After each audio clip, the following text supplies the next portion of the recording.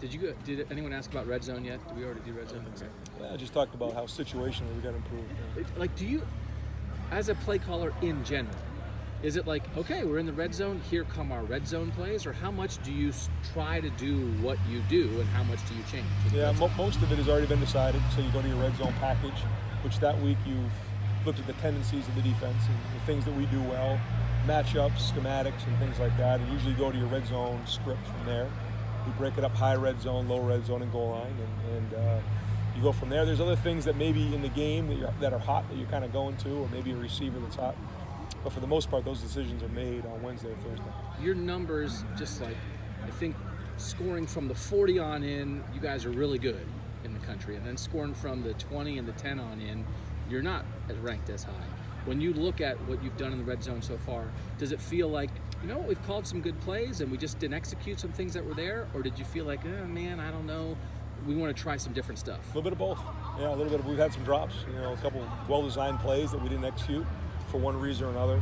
A couple runs that didn't work. So a little bit of both, execution, but also scheme.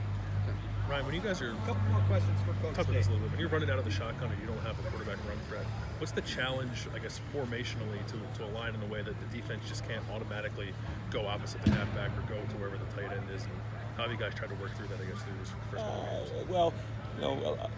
Throughout football, there's a lot of offenses that are that way, and so we just make sure that we design a play where the extra guy is read or handled one way or another. Either we're running away from him, we're play actioning them, or we're reading them, and so we try to design it that way where, based on the defense that we're getting, we try to figure out who the unblocked defender is, and if he's down in the box, that allows us to throw the ball down the field, which we've done pretty well. And so, when they take that guy out and start to play some more coverage, that's what opens up the run game. And you guys, toward the end of the game the other day, seemed to have some success when they put both tight ends out there. I think they were on opposite sides of the formation. Yeah. Just what does that give you? What does that present to defense when you're doing that? Yeah, just another surface. We can call them three-man surfaces where you have, the guard, the tackle, and the tight end, and then either the tight end's there as the fourth man, or there's a three-man surface on the other side. So it gives you a little broader surface there. Kind of cover them up a little better.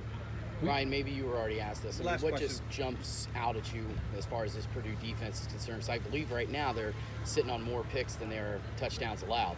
Sure. Yeah, they're aggressive. They play a lot of defense.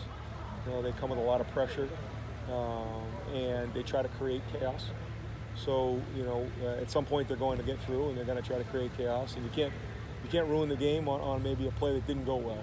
And you have to manage those situations as a quarterback and not ruin the game. And there's going to be plays that don't go well, and you got to make sure you cut your losses and don't create turnovers, because they feed on that. They try to create chaos and create turnovers. You see that defense presenting those kinds of challenges for Dwayne in Zone 6 this upcoming weekend? Absolutely, yeah. It's going to be a great atmosphere, and we know we're going to get their best shot, so we got our hands full.